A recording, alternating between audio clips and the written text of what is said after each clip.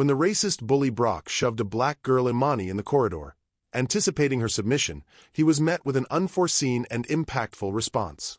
Crestwood Academy, an institution known for its affluent and elite student body, became the stage for this dramatic encounter.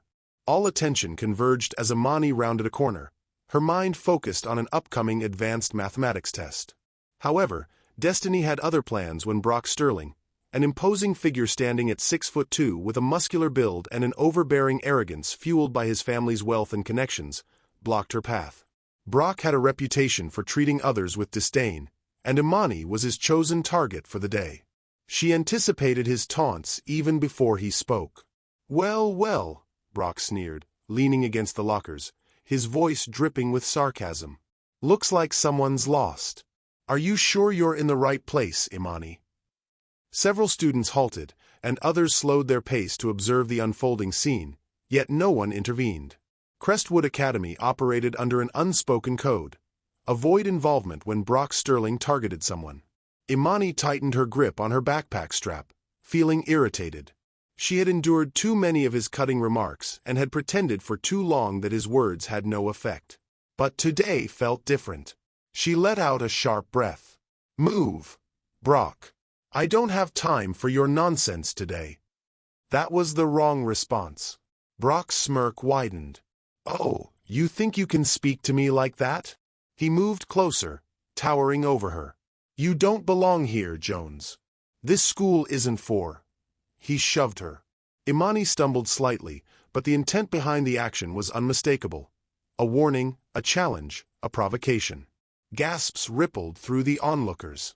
Some students took out their phones. This was no longer mere bullying. It was a spectacle.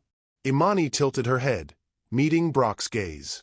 "You really don't want to do this," she stated, her voice remarkably calm. Brock scoffed. "Or what? Are you going to run and whine to a teacher? Go ahead, little girl. This isn't your place." He shoved her again, this time with more force. The crowd tensed. Imani rolled her shoulders, exhaling slowly. "Fine, you asked for it." She dropped her backpack, and before Brock could react, in a swift motion, Imani seized his arm, pivoted, and threw him over her shoulder. Brock landed heavily on the floor with a loud thud that silenced the entire corridor. For the first time, Brock Sterling was not in control. He wasn't the school's dominant figure. He was flat on his back, staring at the ceiling, his ego shattered. Silence ensued, followed by a shocked exclamation, then laughter, applause, and cheers. Imani adjusted her backpack and stepped over him as if he were an insignificant obstacle. "Told you," she said casually. The crowd erupted in excitement, with high fives exchanged, phones recording, and someone even shouting, "World Star." Brock groaned, rolling onto his side, his face flushed with anger, his fists clenched. This was far from over. By lunchtime, the entire academy was buzzing with the news.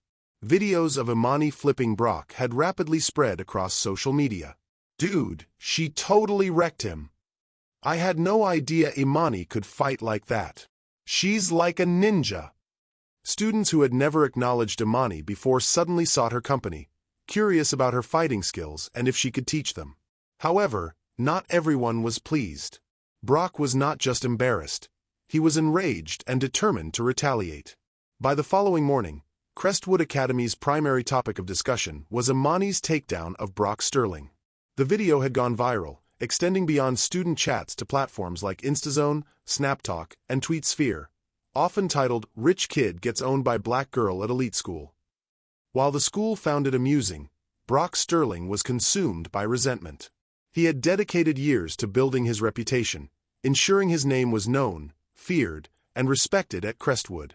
Now, he was a laughingstock, a meme, and he saw only one way to rectify this: by making Imani Jones regret her actions. Imani should have anticipated it. Perhaps if she hadn't been busy deflecting high fives and answering endless questions about her martial arts training, she might have noticed the hushed conversations, the way people looked at her with a mixture of admiration and apprehension, and how Brock and his friends remained unusually quiet that morning, observing her from a distance. But she didn't.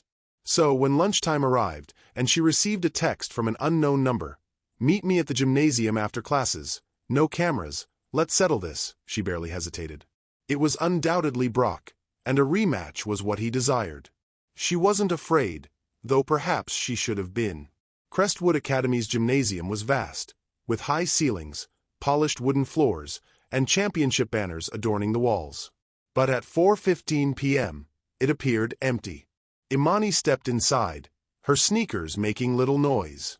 The instant the door closed behind her, she knew she wasn't alone.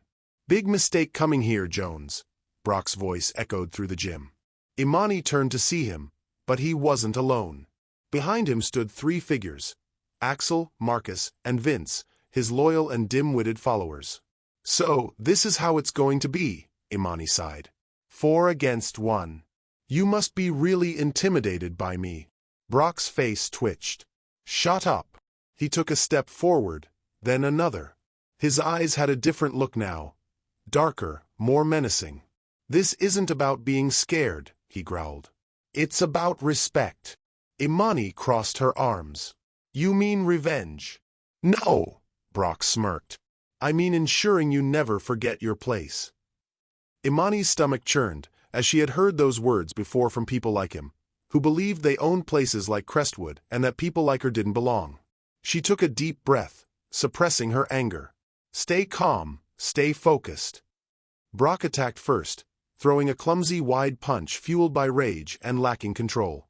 Imani dodged it effortlessly, twisting to the side. "Amateur." Then Axel lunged.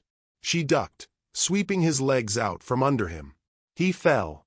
Marcus was next, attempting to grab her from behind. "Bad move." She delivered a sharp elbow to his ribs. A crack echoed, and he stumbled back, gasping for air. Vince hesitated. "Big mistake." Imani spun, delivering a direct kick to his chest. He flew backward, hitting the floor with a thud. 3 down, 1 remaining. Brock's face was now a mask of pure fury. He charged at her, throwing wild, desperate, and weak punches. She evaded every single one. Then bam! A swift kick to his stomach sent him reeling. Imani stepped forward, grabbed his collar, and slammed him onto the gymnasium floor. He gasped, stunned. She crouched over him, her voice low and dangerous. "Don't ever touch me again." The gymnasium fell silent. Brock groaned, rolling onto his side, his friends still on the ground, defeated and humiliated once more. By the following morning, Crestwood Academy had a new leader. No one feared Brock anymore. They feared Imani. Whispers about her no longer occurred behind her back.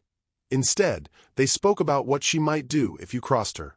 And Brock, well, he learned the hard way that there are certain individuals you simply don't provoke.